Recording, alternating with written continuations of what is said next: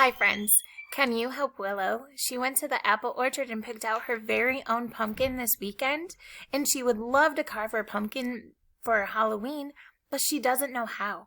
Can you help tell her the steps to carve a pumpkin? Find a piece of paper at your house. I have lined paper. If you have plain paper, you're gonna fold it in half, hamburger way, the short way.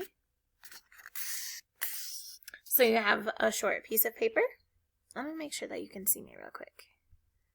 I hope so. Okay. Then you're going to fold it in half hamburger way again. So you're folding 4 squares into your paper. Okay.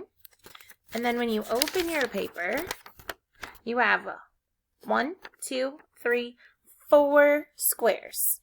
What I would like you to do is to draw 4 steps, the 4 steps that you would take to tell Willow how to carve her pumpkin. What would you do first? What would you do next? Then what would you do? And last, what would you do? I can't wait to show her all of your directions so that way we can carve her very own pumpkin this weekend. Thanks for all of your help, guys.